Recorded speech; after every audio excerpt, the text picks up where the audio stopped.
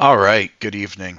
Um, my name's Ryan Burke, and I did my report on the Iron Duke, the Duke of Wellington, Arthur Wellesley, and I titled it Napoleon's Achilles Heel. And we're going to be going over why that is very shortly. So, the Iron Duke is going to be his nickname that he's going to be given. Arthur Wellesley will be known more famously as the Duke of Wellington.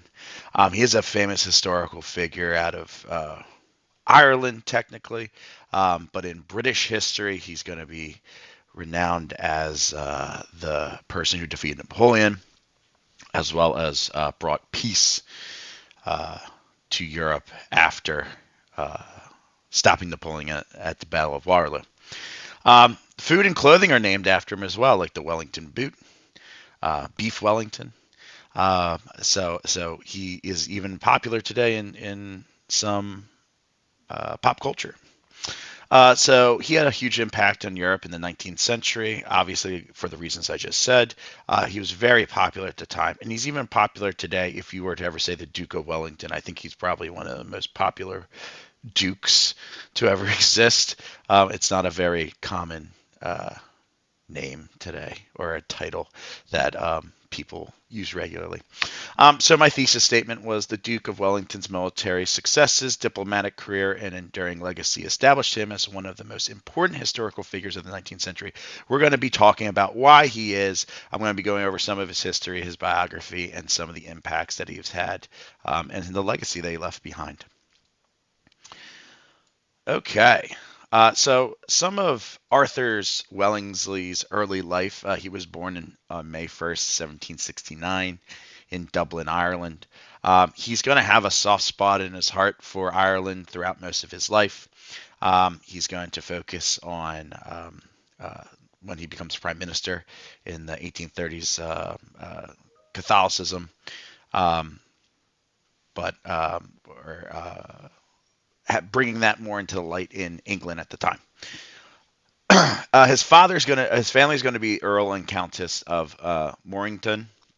His father's going to die when Arthur is going to be young, and his mother's going to send him to a military academy in France, which obviously is going to become a major impact on him, considering that some of the most important things that he's going to do is going to be on the battlefield, as well as in Parliament and as Prime Minister and some political positions. But some of the major things that's going to make him famous are going to be his military career.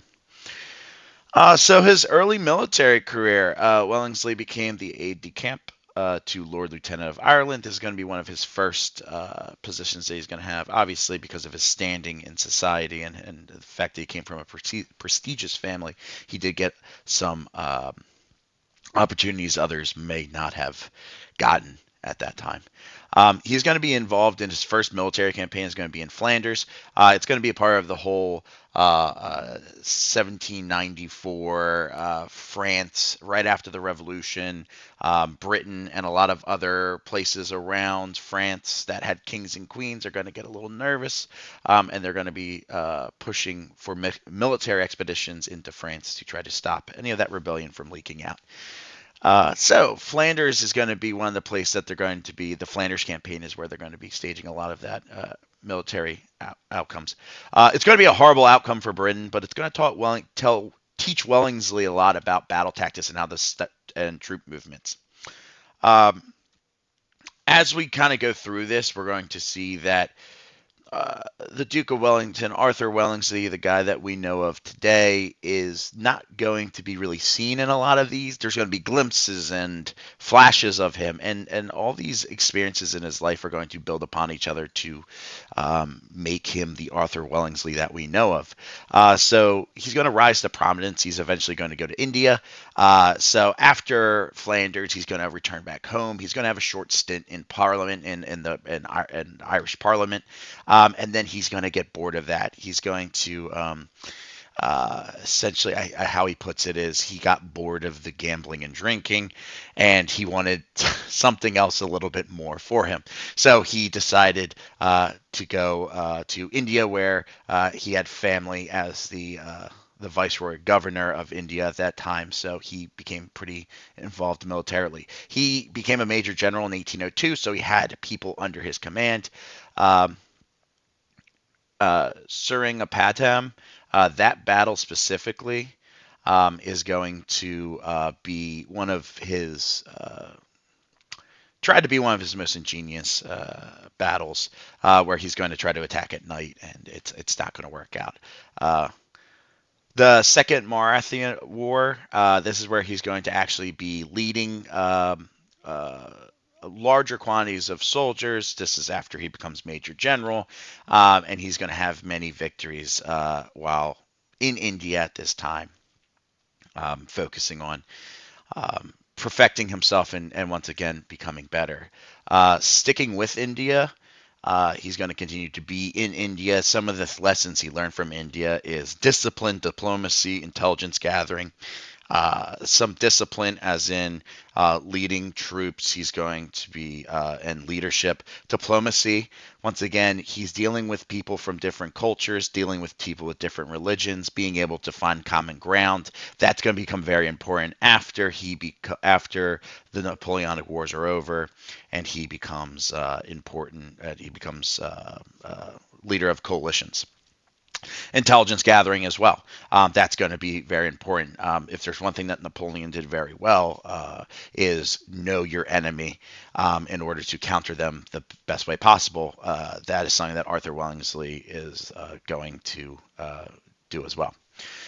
He's also, like I said, learning how to lead different groups of people, strategies such as maneuvering troops, where to place them in to get the proper position possible. And one of the interesting things is that Napoleon Bonaparte is going to later refer to Arthur Wellesley, or at that time, the Duke of Wellington, as a sepoy general, and a sepoy is just a soldier of an Indian soldier who was under the command of British uh, officers, or in colonial Britain, in a British colony, and it's supposed to be a dig at him, and kind of a little hurtful, but overall I think he takes it pride in that. Finally, after his all India campaign, he's eventually going to return back to Britain. He's going to be promoted to lieutenant general. He's going to then have a short parliamentary career, spanning a couple years. He's going to be a part of the Tory party. He's going to be in the British Parliament, representing Rye. And in 1807, he's going to become the MP for Newport, chief secretary for Ireland as well. So we can kind of see his political career is building up here.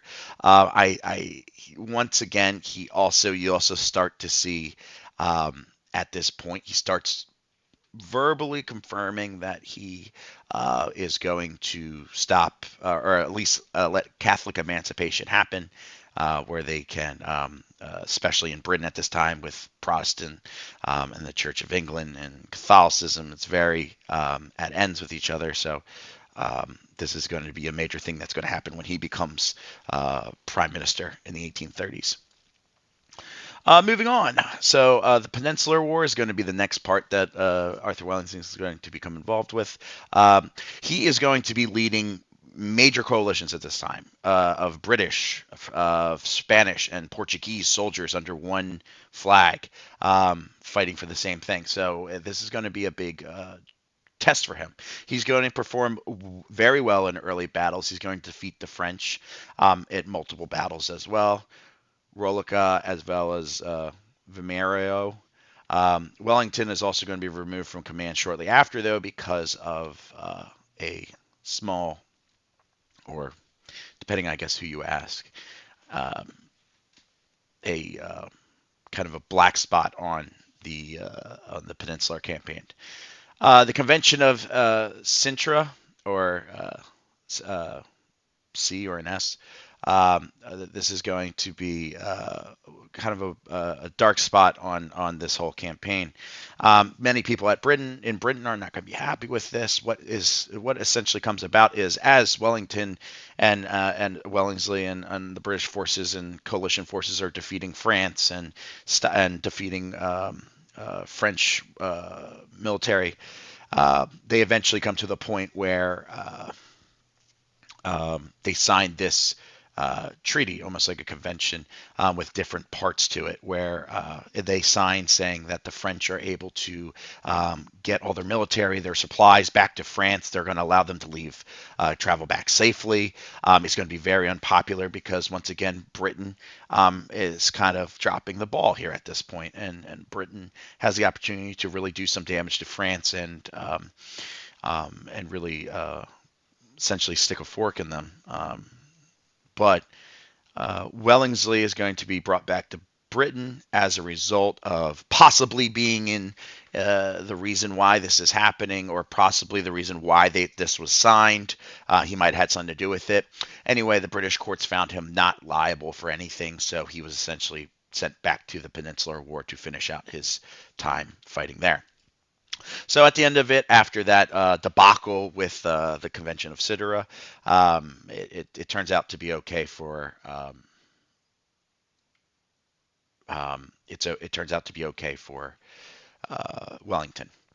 So the Peninsular War, defense strategy, battles at Bukaka, Bukako, sorry, lines of Torres and Verdres.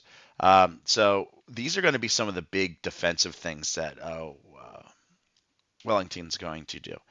Uh, Bukako is going to be very important because at this point, when Wellington arrives, many of the British forces are going to be pushed are going to be pushed back to Portugal, and it's going to get so bad that the British are actually thinking about evacuating from Portugal. But Wellington comes up with the idea of let's string them out, let's take as long as possible to try to make sure that they don't continue to advance much farther. So that's what he does at the Battle of Bukako. And then the lines of Torres Verdes is going to be important because he's going to build a large sections of defensive forts that is going to really slow the French down. The French are going to be fall back into Spain, and the British are going to be able to rally enough men to push back into Spain. He also perfected the idea of the rear slope defensive maneuver. This is one of the defensive maneuvers that gives his soldiers the most defense, and it's a formation that he learned over the years through fighting in India as well as now the Peninsular War that he's going to use very effectively.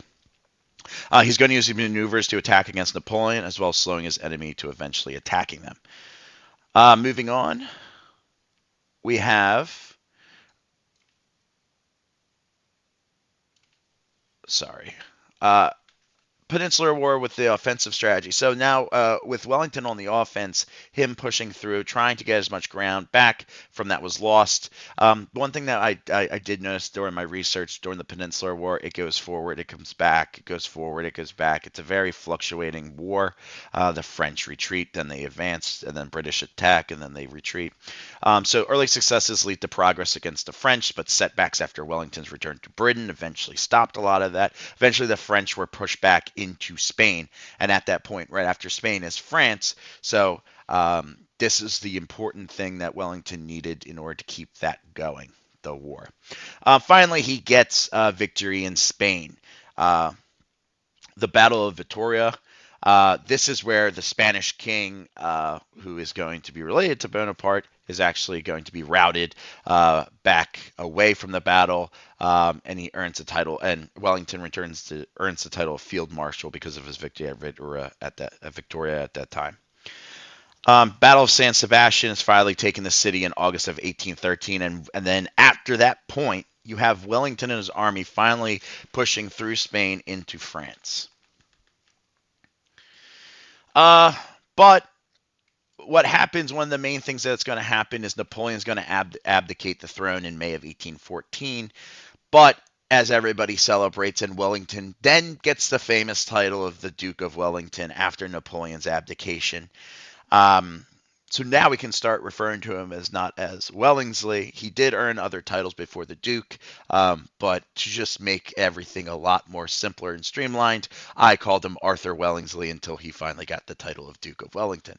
Wellingsley becomes the Duke of Wellington after Napoleon's abdication. At the Congress of Vienna, they're drawing up plans for peace, and then Napoleon returns from exile off from exile and returns back to France to take back the country. And it's Napoleon's 100 days as he returns back. At this point, Wellesley knows that they need to fight again. The Congress of Vienna is pretty much null and void at this point because they're going to need to finally take out Napoleon once and for all. So the return of Napoleon. Once at this point, Arthur, the Duke of Wellington, is the supreme Allied commander at this point. He is the person in charge of all coalition forces, or at least mainly under the German, Belgium, and Dutch. The Prussians are on their own. Uh, but at the Battle of Quatre Bras, this is going to be right before the Battle of Waterloo. This is going to be the French are going to catch Wellington and his coalition off guard, and the Prussian troops are going to be split from them. It actually is going to turn out to be a loss for Wellington at this point, but finally Wellington then attacks and the Battle of Waterloo commences. The only problem is that the Prussian troops aren't there yet. One of the big things is that's why they needed to have them together. On June 18th, 1815, eventually Wellington uses all of his tactics that he's learned over the years, does a brilliant job of commanding British and coalition troops, and holds enough ground and survives long enough until the Prussian troops to arrive, saving the day. Arthur Wellesley and Prussian troops eventually end up defeating the French, defeating Napoleon once and for all, and sending him back into exile, this time thousands of miles away from France instead of hundreds. So right after the Battle of Waterloo, post-battle Waterloo, combating Prussian demands for harsh penalties, Wellington then successfully rejects these. Prussians want harsh penalties on France. Wellington didn't want harsh penalties. So what he came up with instead was everybody at the Treaty of Paris of 1815 came up with they were going to break up Paris into different sectors. Wellington is mainly going to be controlling this northern area. He's going to be in charge of all this, the overarching leader of all the areas at that time. So it's going to be a very big, important time for him. For essentially 3 years, he's going to be there until 1818. So this is also going to start his diplomatic career. One of the big things that Wellington does during this time is he's helping out the French citizens and helping out a lot of people. For time reasons, I'm going to move on a little bit. But Wellington oversees post-war France. Robert Peel is going to be very important. He's eventually going to be a very big supporter of Duke of Wellington, and they're going to help each other out in Parliament. And like I said, in northern France, Wellington's going to control then that area until about 1818. So finally, Wellington's going to return back to Britain. This is where he's going to be found as a hero. He's going to find himself in many positions of power. He's going to be commander. He's going to be the Master General of Ordnance in 1818, Governor of Plymouth in 1819, Commander-in-Chief of the British Army in 1827. So tons of different positions. But one of his main positions that you're going to find himself in is that of in Parliament. He's going to be the Prime Minister, one of the paramount places for him to be. A British political leader, he's going to be a Tory. Him and Robert Peel are going to work together, and during his prime ministership, and when Robert Peel becomes prime minister later on, he's going to help him out as well. The big thing that he's going to do as prime minister is Catholic civil rights, defense spending, and military modernization. He kept his promise to emancipation of Catholic rights, so Catholics would now have rights as well in regards to having the rights of their own religion. Eventually, fighting with the party will end his tenure, and the Tories are going to struggle since then. Finally, in his later years, and he's going to retire. He's going to be commander-in-chief until his death in 1852, actually. Wellington's going to continue to advise on military operations. And his military contributions are going to be very big for Britain and the world. Once again, it's his strategies and his impacts that he had, defeating Napoleon, and his political contributions to Britain and its isles. So religion and Catholic rights are going to be very important as well.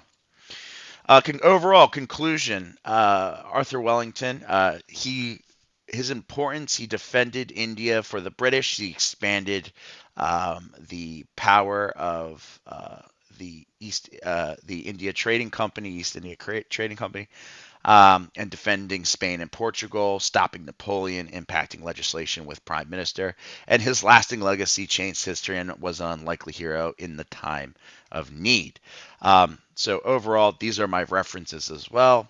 Hopefully, you enjoyed this short kind of biography of Arthur, the Duke of Wellington, or the Iron Duke.